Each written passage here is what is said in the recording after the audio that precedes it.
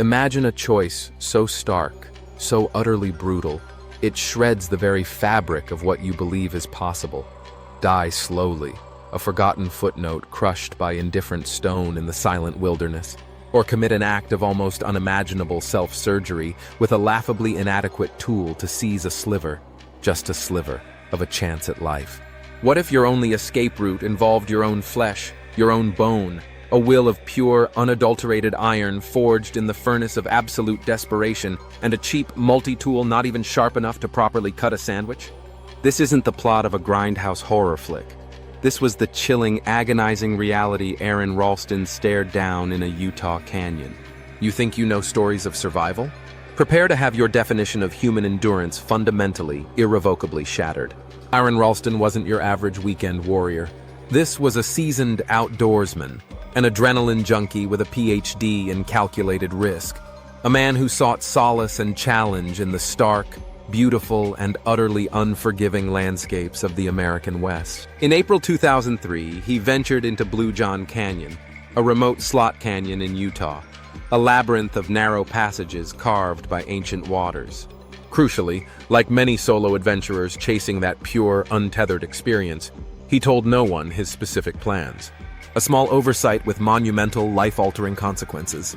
He was competent, confident, equipped with climbing gear, a small backpack containing 2 burritos, about a liter of water, a video camera to document his exploits, and that infamous multi-tool.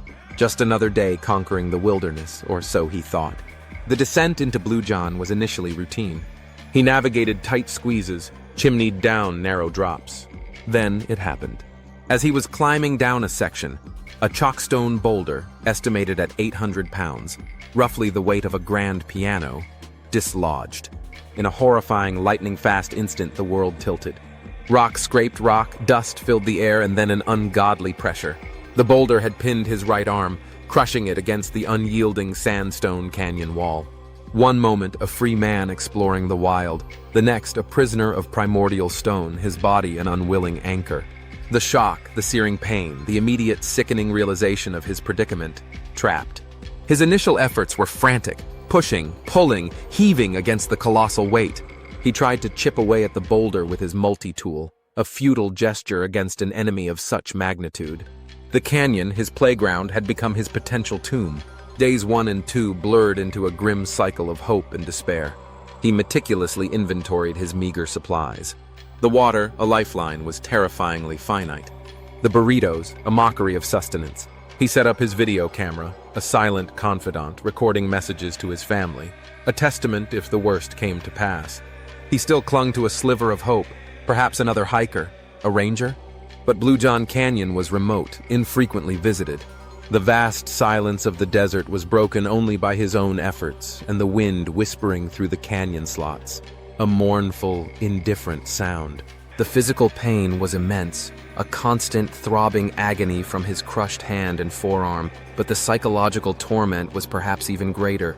The crushing isolation, the gnawing fear, the slow, relentless tick-tock of dwindling time. By day 3, dehydration began its insidious work. His water was nearly gone. His throat was parched, his lips cracked. The desert sun, normally a source of life, beat down on the canyon rim, a taunting reminder of the world beyond his stone prison. Hope of external rescue dwindled to a pinpoint. He continued to work on the boulder, but it was like trying to move a mountain with a teaspoon. The grim reality began to solidify in his mind. No one was coming. He was entirely terrifyingly on his own.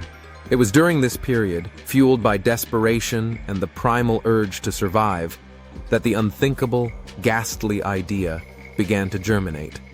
Amputation. The thought itself was a horror, but the alternative, a slow, agonizing death from dehydration, exposure, or infection, was even more terrifying. Day 4 saw his physical and mental state deteriorate further. He was now out of water. His urine was brown. Hallucinations flickered at the edges of his consciousness. Visions of ice-cold water, of escape. He made his first, desperate attempts to free his arm through a more direct, brutal approach, trying to use the leverage of the boulder to snap the bones in his trapped arm. The pain was beyond description, but the bones stubbornly refused to break cleanly. He was weak, fading, but a core of defiance, a refusal to simply surrender, still burned within him. He knew time was running out.